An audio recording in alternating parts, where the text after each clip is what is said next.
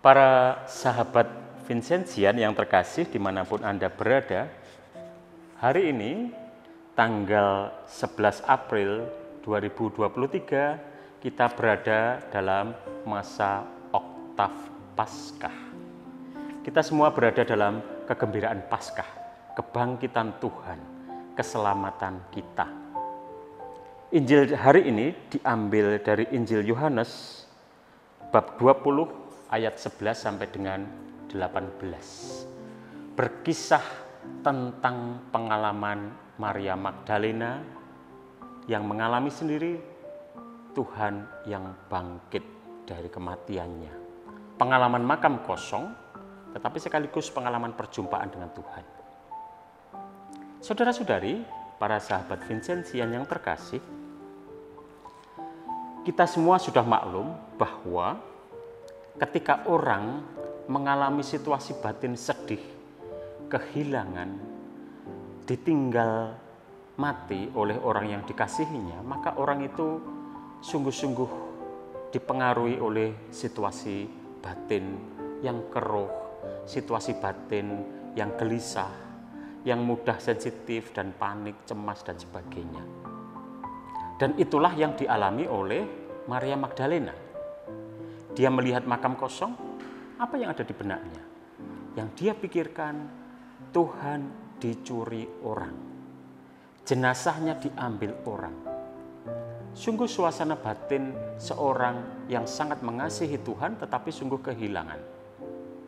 Dan bahkan yang menarik adalah bahwa ketika Tuhan memanggil dia, belum memanggil namanya, memanggil dia, dan Maria Magdalena juga tidak mengenal Tuhan.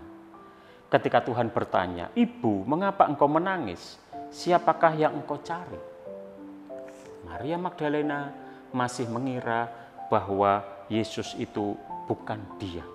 Dan dia mengiranya penunggu taman. Dan Maria Magdalena mengira bahkan dia adalah orang yang menyembunyikan jenazah Tuhan. Saudara-saudari, menarik untuk direnungkan bagaimana mata Maria Magdalena terbuka ketika Tuhan memanggil namanya. Tuhan memanggil namanya Maria. Dan Maria matanya langsung terbuka. Dan dia menjawab, Rabuni, artinya guru. Saudara-saudari, dalam hidup sehari-hari, bukankah Anda, saya, selalu merasakan suatu kegembiraan dari dalam batin ketika kita dikenal.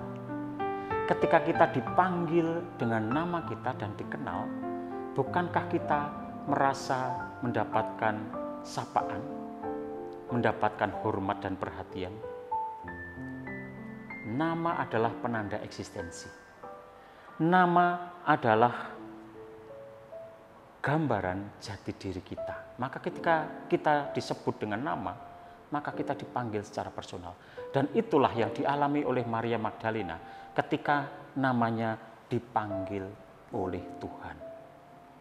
Ada suatu energi kasih yang timbal balik ketika Allah memanggil dengan nama kita dan kita menjawabnya. Ada kasih yang timbal balik ketika Allah mengasihi kita, maka kita dipanggil juga untuk mengasihi Dia.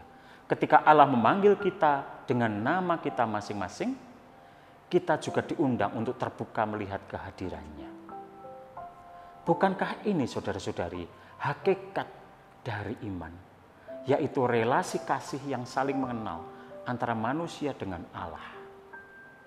Bukankah ini inti dari iman kita, bahwa Allah mengasihi kita dan memanggil dengan nama kita? Dan mampukah kita merespon, menjawab dengan keterbukaan hati kita pada panggilan Tuhan? Saudara-saudari, bagian terdalam dari iman kita adalah relasi kasih. Allah dan manusia, manusia dengan sesamanya. Dan itulah juga bukti bahwa kita adalah orang-orang yang diselamatkan oleh Tuhan. Yaitu hati yang membuka diri untuk dikasihi, dicintai dan diselamatkan oleh Allah. Saudara-saudari, di tengah dunia yang penuh dengan aneka informasi yang hiruk pikuk, di tengah dunia yang penuh dengan kesibukan, kecemasan, kekhawatiran, betapa kita seringkali mengalami tantangan untuk beriman. Orang lebih mudah hidup dalam kecemasan, kekhawatiran dengan hidupnya, daripada hidup dalam sandaran kepada Allah. Allah sudah memanggil kita, kita dipanggil untuk terbuka menjawab panggilan kasih-Nya. Saudara-saudari, Yesus telah bangkit. Haleluya, dan kita semua dipanggil untuk bergembira oleh keselamatan-Nya. Selamat Paskah, Tuhan memberkati kita sekalian.